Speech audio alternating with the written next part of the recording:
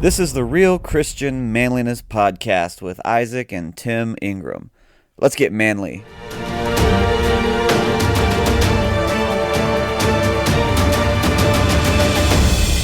Today we've got a treat for you. We have the bass singer from Legacy 5 Quartet, Mr. Matt Fouch, on the show today. How you doing, sir?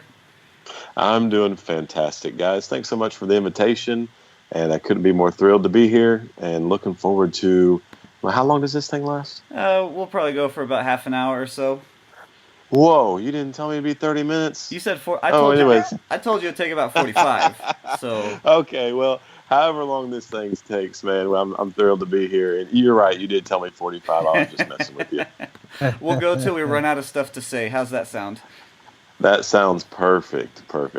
Anyway, all right, and I got Tim on here. So this is our first tag team type of interview. So you're in a groundbreaking situation. I feel honored. Awesome. Well, Matt, go ahead and take a second and just give a brief background of yourself and what you're doing right now.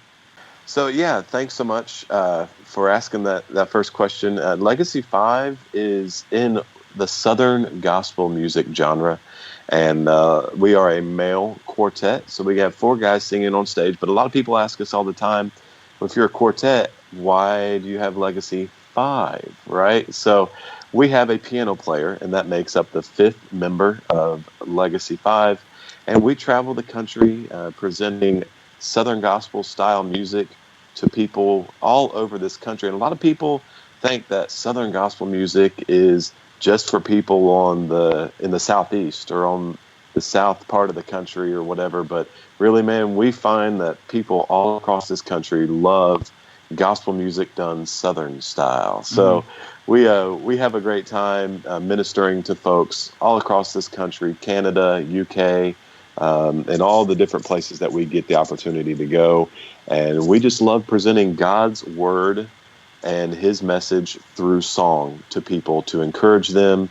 We hopefully by the end of the night, you've been encouraged.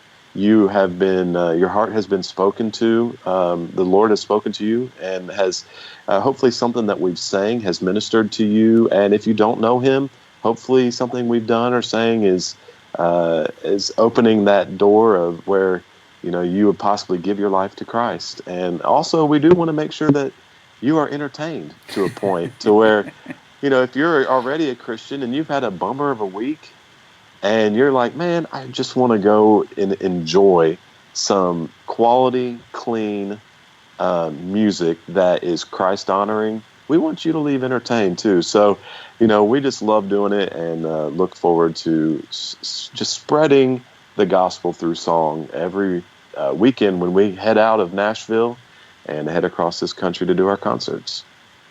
Sounds like a lot of fun. How long have you sang with Legacy 5, and can you tell us how you got into it, how you hooked up with that group?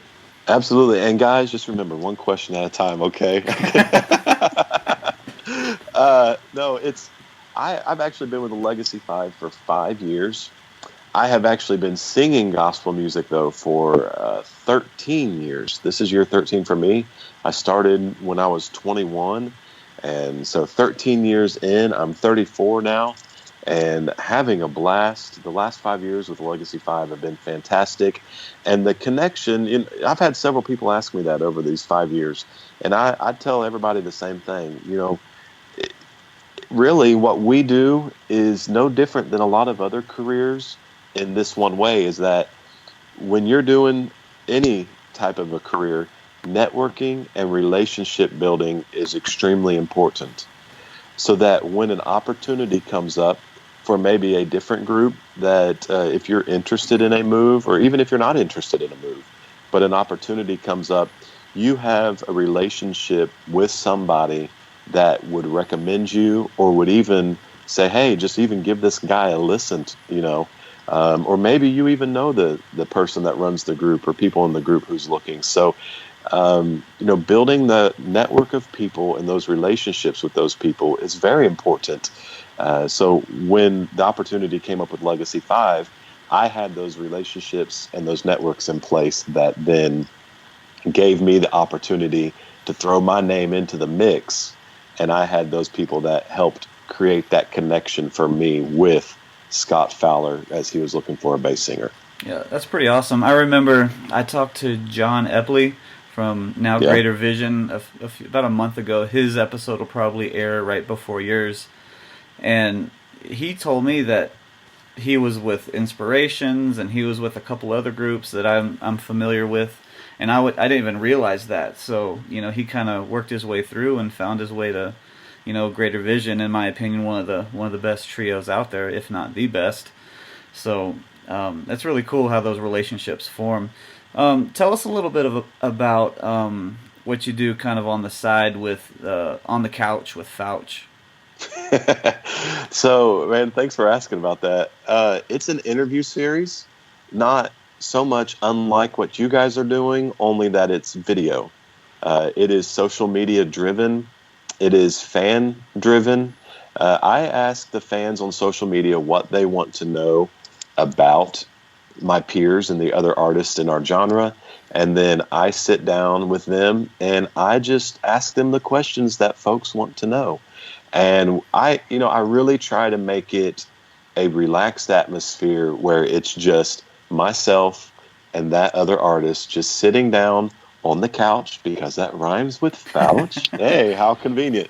And sitting down on the couch and just having a conversation, just talking, and then let the cameras roll and let the viewers just get to be in and be a part of that conversation that's happening.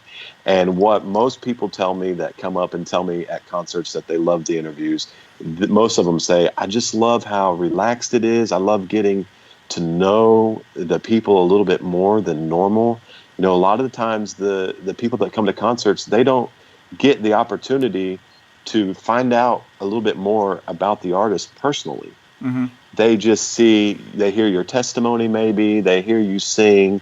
You don't really share much from stage about who you are, how you got where you are, kind of what makes you tick, and all these different questions that people submit for these interviews. And so at the end of the day, people love the personal approach. They love getting to know the artist in a little bit more of a sit down, relaxed atmosphere, and just seeing kind of a little bit more into who they are as an individual, as opposed to just hearing them sing on stage. And so I love doing it. Like I said, it's all video, and I do actually have a podcast as well. I haven't posted any of the interviews on there recently, but there are some older ones on there. I'm hoping to get back to the podcast, but it's just one of those things that I have so much time, and I do one interview a month, and getting that one video out there, and then staying current with social media and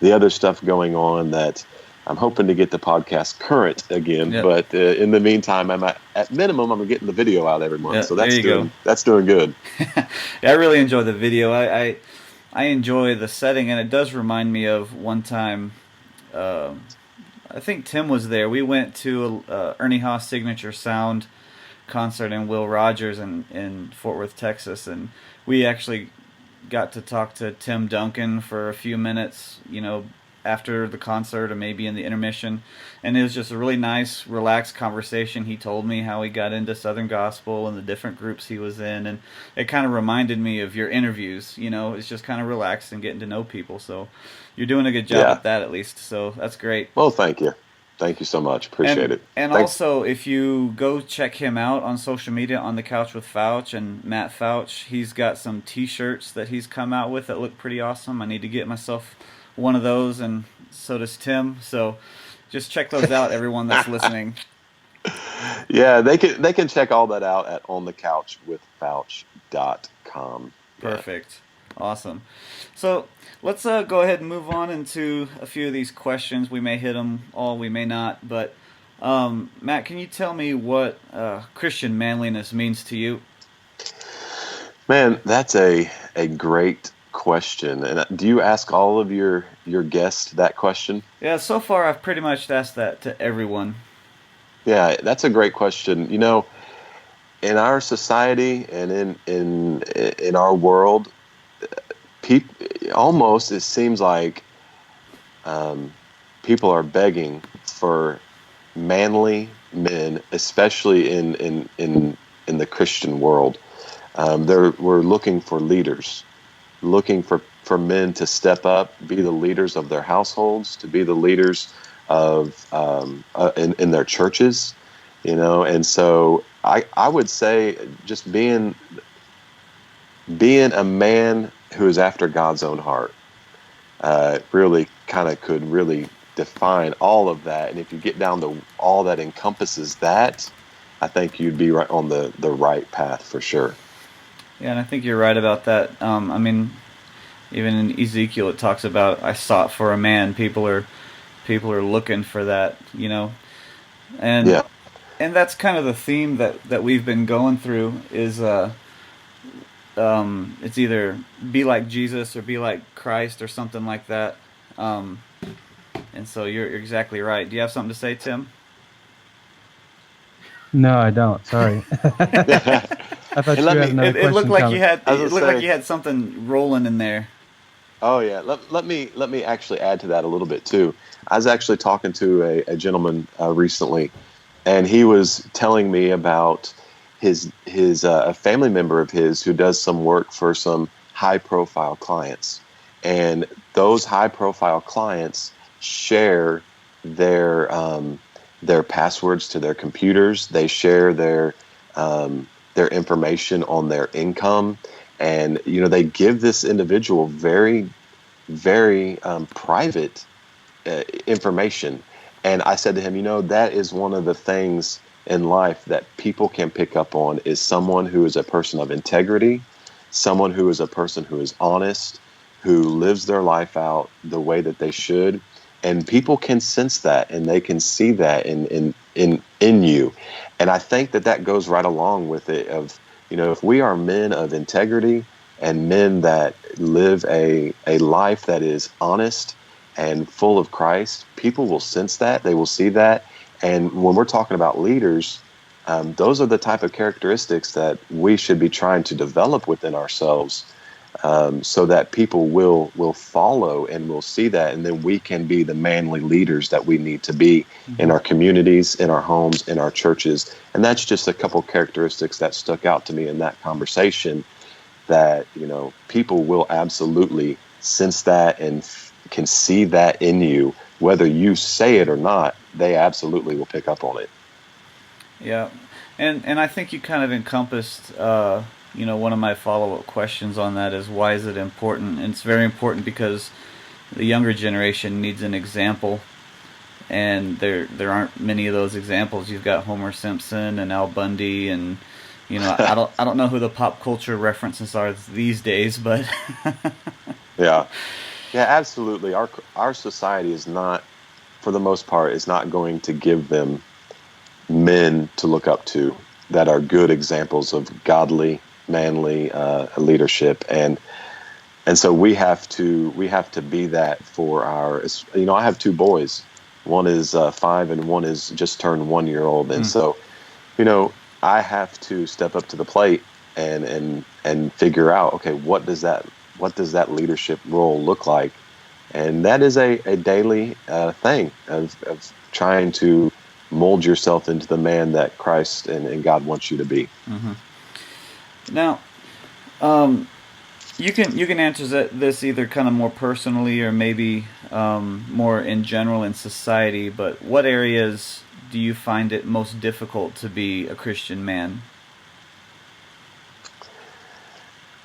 I think just going back to what I was just saying, I think just dying to self every day.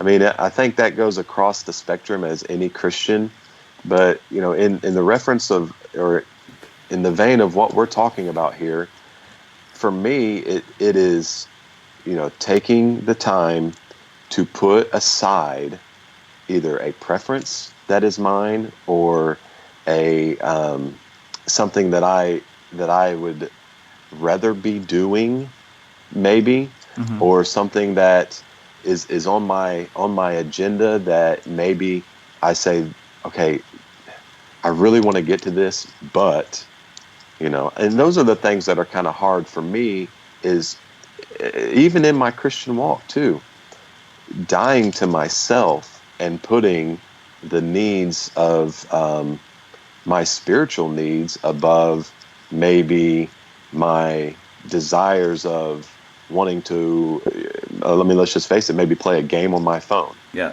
or maybe go to the gym and play pickup ball for a couple hours, or maybe it's watching a TV show, or something, getting caught up on the Cincinnati Reds game, or the Rangers game for you guys, And so when I sit down and I say, okay, I've got some time to fill, one of the hardest things for me is saying, okay, I can either watch TV, I can get caught up on this or that, or I can die to myself in those ways, and I can try to fill myself spiritually as well. And so I think that for me, that's kind of the dying to myself is kind of what I would say to that. So, as far as how much time you have, you travel a lot, and you probably don't get. How often are you home, and what struggles do you have as far as that, and being with your family and raising your boys and all that kind of stuff? Yeah, that's a great question, because I was actually just telling a friend the other day, I don't know what a career looks like working an 8 to 5 job. Mm-hmm. I've never had a full-time job with a 40-hour-a-week work schedule. On the same hand, someone that has a job like that will never understand the challenges of I can't understand their challenges. They're never going to understand the challenges that I face because of the career that I have. And it's a unique set of challenges because of what you were just talking about. We do about 130, 135 concerts a year. Those are just concert days. That's not including the travel days, Mm-hmm. the studio days, the TV show recording days. Those are just the days we have concerts. And so when you break all of it down, that's a lot of time that you're gone from home. And so you put a lot of pressure on your spouse, and even put a lot of pressure on yourself, because then when you are home, you're then saying, okay, I'm home 3 days this week, and I want to give my family as much time as I possibly can in those 3 days, because those other 4 days this week, I'm not going to be here. Mm-hmm. I'm not going to get any time with my family. And so you try to fill that time up. You try to prioritize.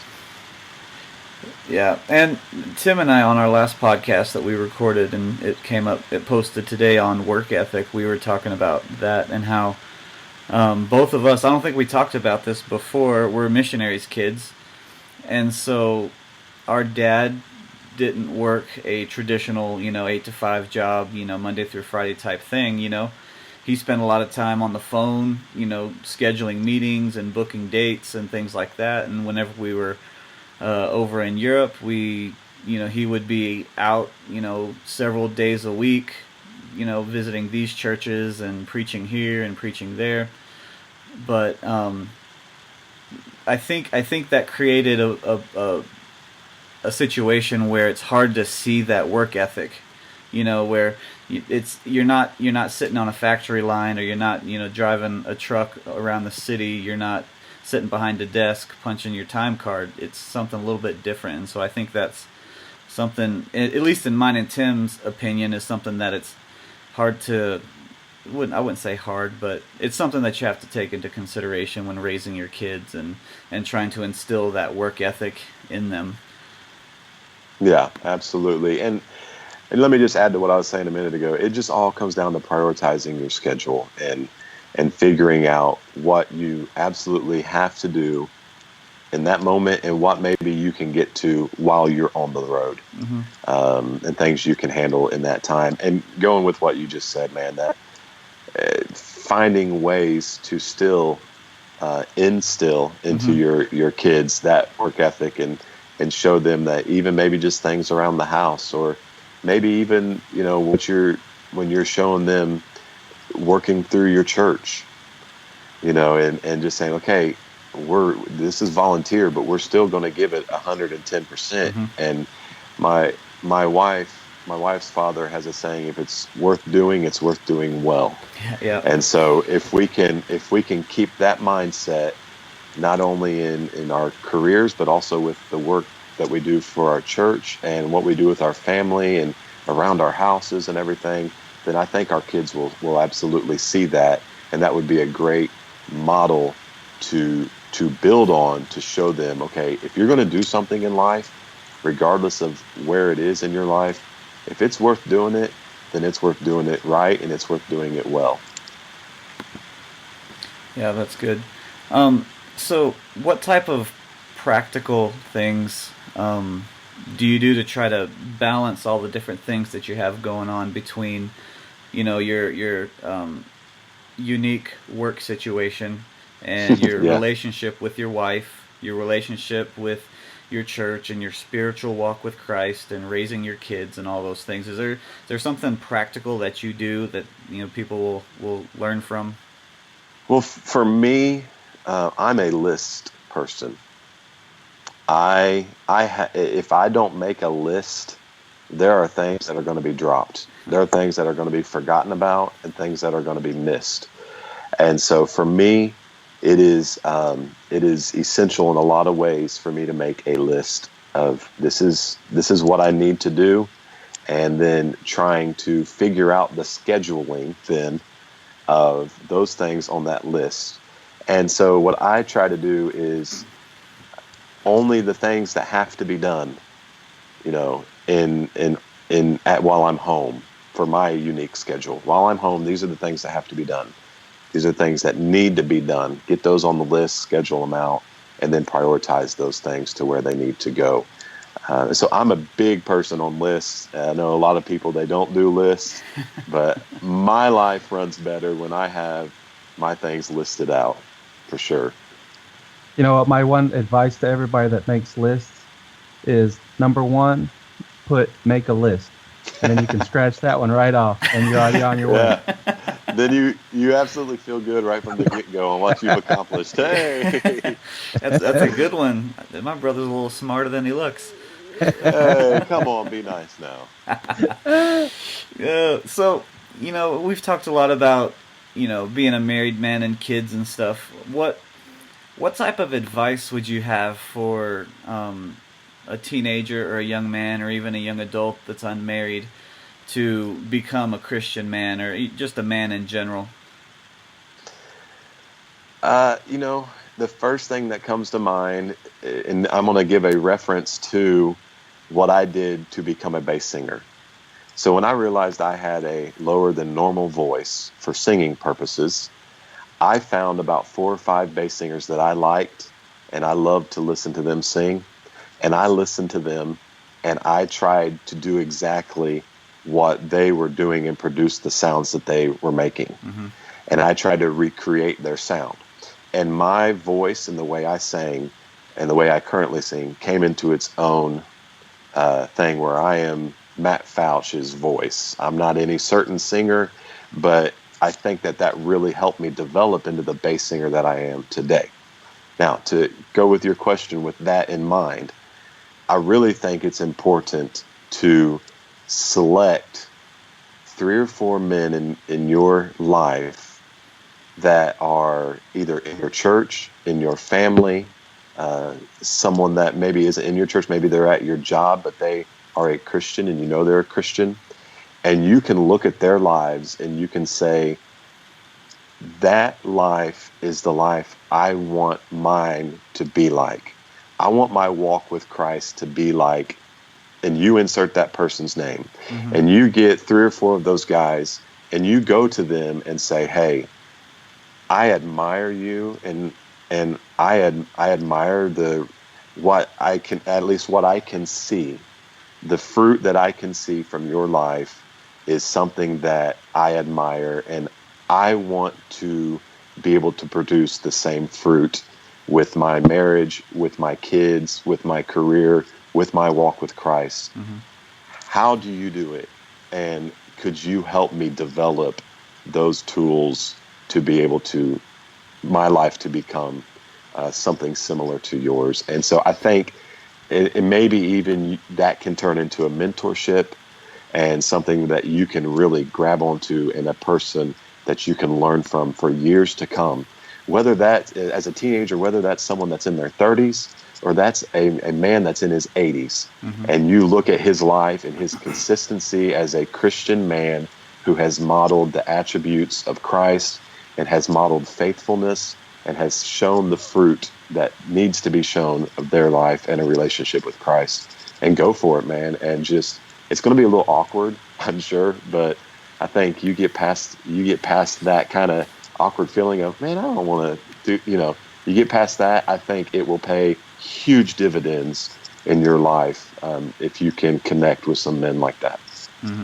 That's great advice, and I don't remember when I kind of started doing that, on purpose, but there was some point where I started trying to tap into some of those, older men in the church and people that had some authority in my life, and I think it's very important. I don't know who it is, but somebody always says you're the average of the 5 people that you're closest to, or something along those lines. Wow, yeah. And so you want to pick those people out in a very important way, a very on purpose way, in order to kind of mold your life in the way that you want it to go, and not just fall to the level of whoever you're hanging out with. Yes, and in that for 2 thoughts on that to extend on that is, one, that's why it's important for us as men to be modeling and to be living and doing our best to live as Christ-like as we can, so that if that scenario comes up, even if they don't come up and ask, we can still be the example that they are able to see. And then secondly, whatever that looks like, if you're listening and whatever that looks like to you, whether it's as someone that has a career, like the type of career you want to accomplish, well, maybe that's your career person. And maybe then you're looking at an individual in the church that is that spiritual person that you absolutely look up to. And maybe then you go to that person and you go down the list of these things in your life that are important and will continue to be important, and you find those people and go to them and try to get from them as much as you can. That's awesome. Well, I mean, I think that's about. I think we've covered these questions pretty well, and I really appreciate your time. Do you have, Tim, anything you want to add or bring up? I did have one last question I wanted to ask. And have you ever been in the Fouch Zone? So those listening will need to know what the Fouch Zone is. So if you're out there and you want to check out mattfouch.com, is that correct? Yeah, they can go there too. Yeah, that's perfect. His On the Couch with Fouch episodes are always concluded with what he likes to call the Fouch Zone, and I think the best way, other than you actually going to his page and his site to check that out, is to have a short demonstration of that. Oh man, come on! Can we? You okay with that? I'm okay. I'll do my best. All right. Do my best. All right. Number 1, Apple or Android? Time. Number 2, who shot JFK? Time. When was penicillin discovered? Time. Best bass singer of all time? Matt Fouch. Oh, he's humble. Number 5, how long did Methuselah live? 900 and something years. 969, oh, he was close. Right? Number 6, first U.S. president born in the United States was? Oh, that's an excellent. Andrew Jackson. No. Okay. Good try. All right. Apple's a good answer. I like that one. Okay. Penicillin was discovered in 1928. Okay. I put down for best singer of all time Jesus, because I figure he got everybody beat if he wanted to. Are you sure he's a bass singer though? I picture him more as a tenor. I think he can do whatever he wants. Do whatever he wants. That's true. Methuselah lived 969 years, so you were in the ballpark. And the first first U.S. president born in the United States was Martin Van Buren. Oh wow, a little bit further down than I thought. George Washington technically was born in on the country, but it wasn't the United States at the time. Oh, see, now we're getting into technicalities here. Yeah. Yeah. Yeah, Oh that's man. awesome. Yeah, I love putting people on the spot with those. It's not so fun the one being put on the spot though. So Matt, in your opinion, who is the guest that performed the best in the Fouch Zone? That didn't cheat. Yeah, I'm really not sure because if they don't cheat, they all do about the same. No, there you go. Because they none of them really know any of the answers. But there was one, Matt Feltz, I think it was one I did 3 years ago. I think he got nearly all of the questions right, and he was putting them out pretty much right as I was finishing the question. Man, he was like right on it. So he did really well, but most people don't even have a chance to put out an answer, kind of like I didn't there. But then some people, they just cheat and they're looking at my notepad as I'm reading off the questions. So bad guess there with the cheaters. Oh man. Well, anyway, Matt, we really appreciate you taking the time to visit with us for a little bit on our podcast, and we do recommend that anybody listening here that likes Southern gospel music or just musicians in general, check out his little series that he's got going on, and I think you'll enjoy it. I know I have. So, is there anything else you want to add, Matt, before we go? Anything you want to plug or whatever? Bass singers rule. You got that right. Yeah. No, man, there's nothing I want to plug. I just say thanks so much, guys. Appreciate the opportunity. And like you said, they can go to mattfouch.com or even come out and catch Legacy 5, legacy5.com. We literally sing all over the country, Montana to Texas, and everywhere in between, East Coast, West Coast. And we'd love to see y'all out there, and let me know you heard me on this podcast so that these guys know that you guys are following along and that the hard work that they're doing is something that is important to people and that you guys are listening out there. So thanks so much, guys. I appreciate it. Awesome. And if you're out there and you like Legacy 5, go ahead and share this podcast with them to hear a little behind the scenes with Matt Fouch where he's on the hot seat. Oh, yeah. Yeah. All right, everyone. Thanks for listening. Well, all right, folks. Today we got a treat for you. Wait. What? Isaac. Yes. I gotta start my recording over here. You gotta warn me on that one.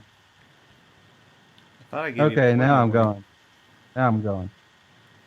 All right. I was all psyched out, and now you just spoiled it. You were in the mood, I was- right in the I was zone. in the zone. You're good to go. Now it's going to be all messed up. All My right. bad.